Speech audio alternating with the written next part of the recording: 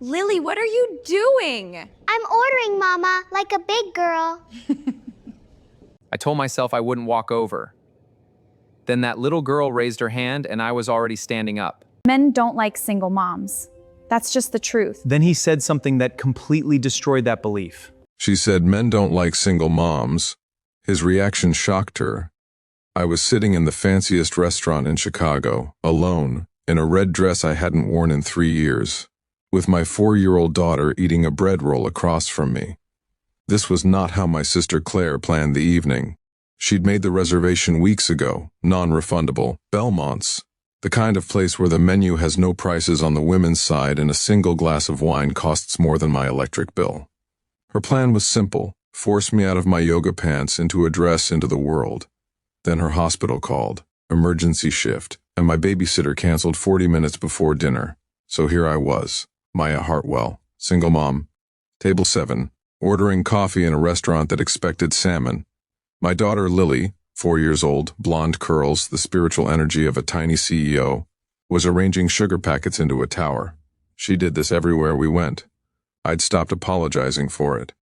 "Mama," she said, without looking up from her construction project, "that man keeps looking at you. Eat your bread, bug. He's looking again. Lily." She finally looked up at me with those enormous blue eyes that have never once in 4 years failed to completely destroy my composure. "Talk to him." I did not look up.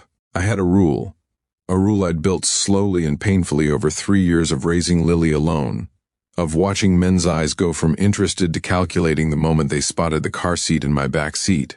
The rule was simple: don't hope for things that aren't meant for you. I focused on my coffee. Then Lily raised her hand. Not at me, at the waiter, like she was in kindergarten, which, to be fair, was exactly where she'd learned it. The waiter appeared, gracious and visibly charmed. Lily ordered hot chocolate with the gravity of someone signing a treaty. She said thank you very much when he confirmed they had it. I exhaled slowly. "She's amazing." The voice came from beside my table. Close but not too close. Careful, the way you approach something you don't want to startle. I looked up. The man from 2 tables away was standing there, gray t-shirt, dark hair, the kind of face that had been through something real. Not untouched pretty, but striking in the way of someone who had actually lived. He had his hands in his pockets and looked almost surprised at himself for walking over. "I'm sorry," he said immediately. "I don't do this, ever actually, but I watched her raise her hand and He stopped. A smile broke through, the kind that starts in the eyes. "I have a daughter. She's 6. She does the exact same thing." I looked at him for one careful second.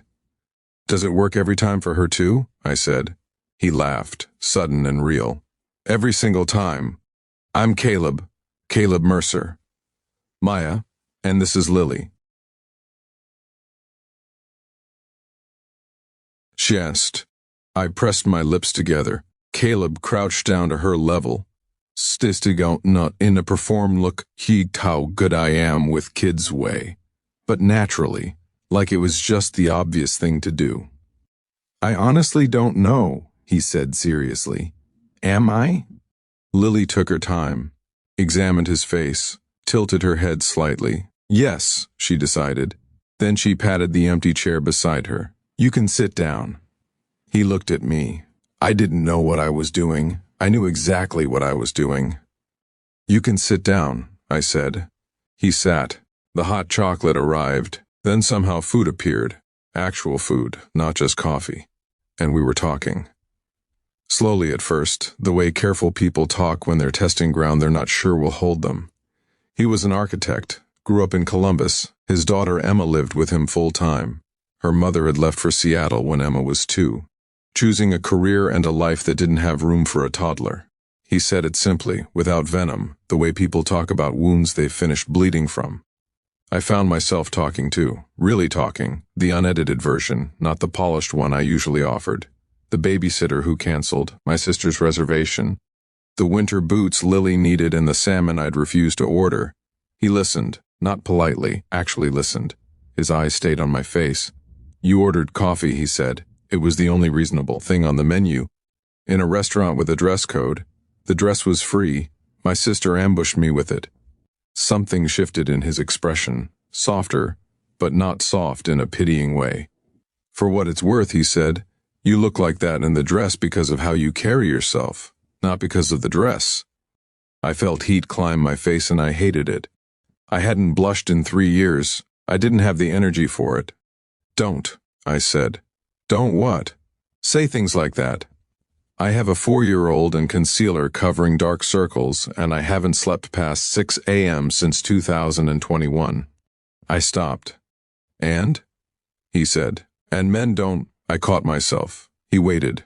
He didn't push, didn't fill the silence, just waited. I looked at him across the candlelit table, at this man I'd known for 40 minutes, and something about the patience in his eyes made me say the thing I'd been carrying for 3 years like a stone in my coat pocket. Men don't like single moms, I said. That's just what's true. We're complicated. We have... I nodded toward Lily, who had graduated from sugar packets to stacking creamers. Everything that comes with us. And most men look at that and decide the math doesn't work. I've stopped blaming them for it. I shrugged. Stopped. Caleb was quiet for a moment. The restaurant moved around us. Candles flickered. Then he said, Emma's first word was no. Her second was mine. She spent 4 months last year eating exclusively orange food. Carrots, sweet potato, cheddar crackers, orange jello, only orange. For 4 months. He paused. I have read Goodnight Moon so many times I could recite it in a court of law. I've attended more tea parties this month than board meetings. I have developed strong personal opinions about glitter glue. I stared at him. What I'm saying, he continued, his voice quieter now, is that I know what the math looks like from the outside. I've been on the other side of it, people looking at me and Emma and doing that same calculation, too complicated, too much. He met my eyes directly. But it's not math, it's just fear. And I've had enough fear in my life to recognize it, and I've learned, slowly and the hard way, that the things that look complicated from a distance are almost always just the things that actually matter.